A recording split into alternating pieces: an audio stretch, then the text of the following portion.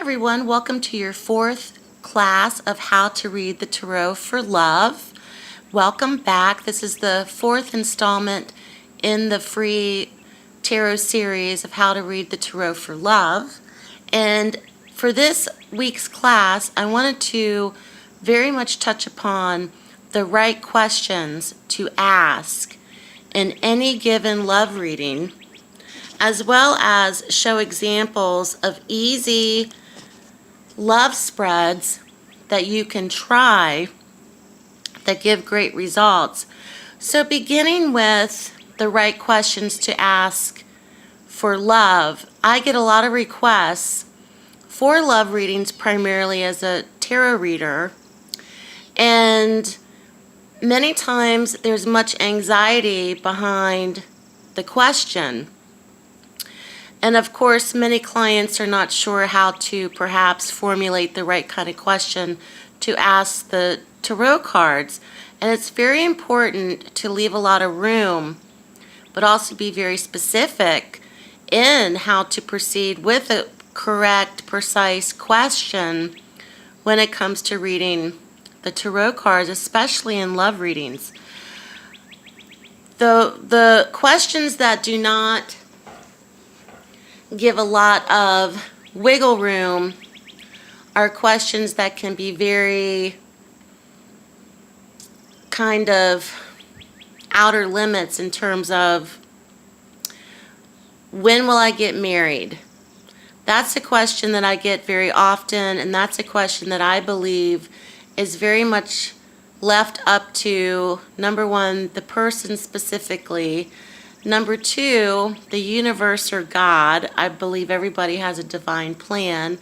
And number three, that's such a broad question that it would be very deceiving to give a person an answer.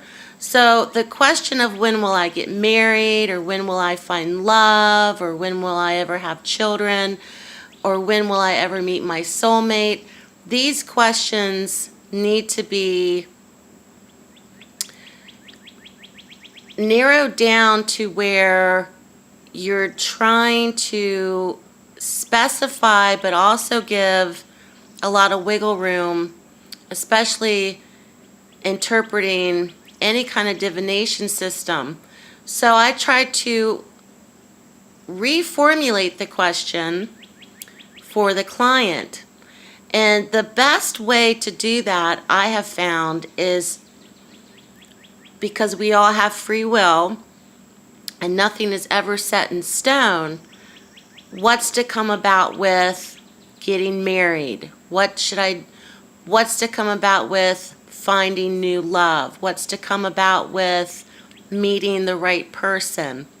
Because the tarot has a way of pointing out things or bringing up things specifically to the client that perhaps they weren't even thinking about. It's not a kind of oracle or divination system to give you yes or no answers. It leaves a lot of wiggle room, and it's very broad in its interpretation. So always go into asking your tarot cards, what's to come about with blank? What's to come about with my job? What's to come about with my partner and I? What's to come about with possibly meeting new love? The tarot will have a way of showing you a storyline or a pathway to leading to that, or what possibly you need to do, or the steps that you need to take. So will I find love? Will I get married? Not a good idea to formulate your questions as such. It's always great to leave a bit of wiggle room and have a broader perspective in formulating your love questions in terms of what's to come about. I also find that if you're reading for someone who's possibly inquiring about their relationship with someone else, or perhaps you're wanting to do the tarot cards for yourself and perform a reading for yourself with another person, or to try to see what's going on with that other person, I find great results in asking, what's going on? What's going on with my relationship? What's going on with my significant other? What's going on with such and such? What's going on with, put a name in there. What's going on? And that oftentimes can give you a broader perspective, once again, to the situation at hand. Now, I'm very careful in terms of love readings in getting requests for reading for third parties, because karmically, I think it can have a bit of a backlash, because you're opening up a doorway into another person's world without their permission.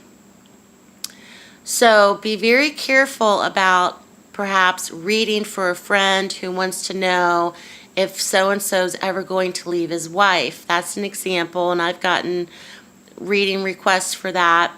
Or be careful about reading for someone who is part of a love triangle or a third-party situation, because those energies are very low vibrational, and you are basically dipping your toe into that karmic pool, and it can have a great effect on you spiritually. So be very careful about doing love readings for other people who are inquiring about other people who they are not in a relationship with, because it's definitely opening up a doorway. So you want to basically protect yourself spiritually, number one. So if I get reading requests for third parties in terms of love triangles or affairs such as that, I turn those requests away.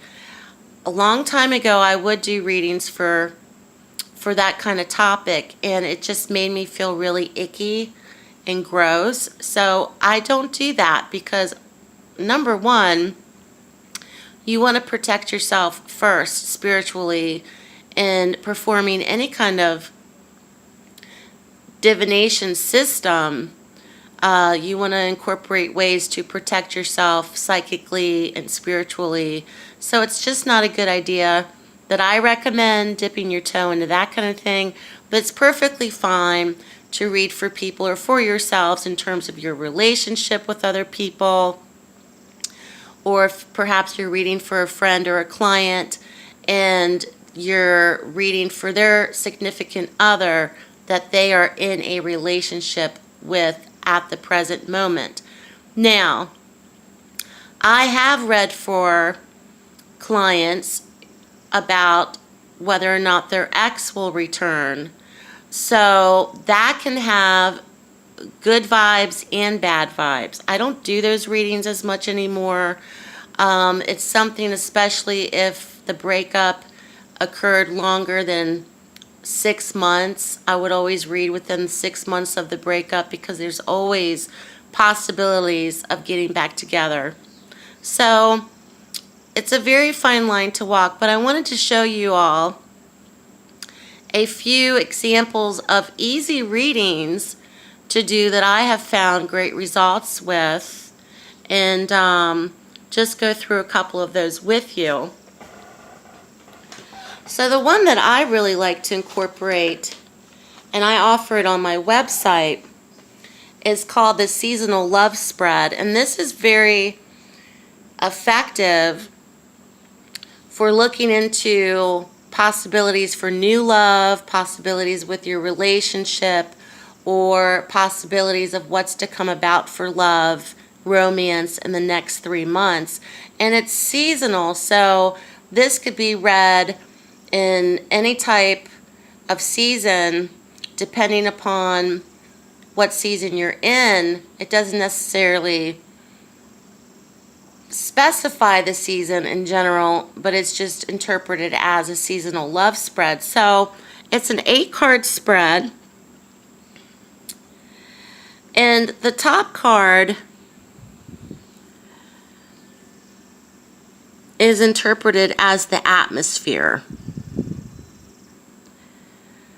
And then we go into the past, the present influences,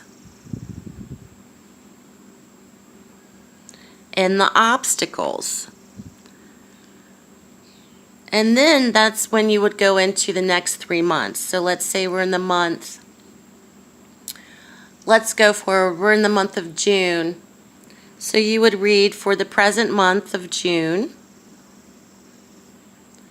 Then you would read for the month of July. Then you would read for the month of August. And I'm running out of room, but the last card, and I'll put it here, would be your outcome. So each card would be read specifically by itself, but it also will have a storyline and be very connected, especially with the end result. So seasonal love spread is very good in terms of the current atmosphere, the past, present influences, the obstacle, the months in particular. These would be your 3 months. And then, of course, the outcome. So that's the seasonal love spread. In terms of finding a soulmate, and many people differ on the meaning of soulmate, and I'm one of those as well. I don't think soulmate is a Cinderella type of story where you're being rescued and, you know, your soulmate comes in to save you.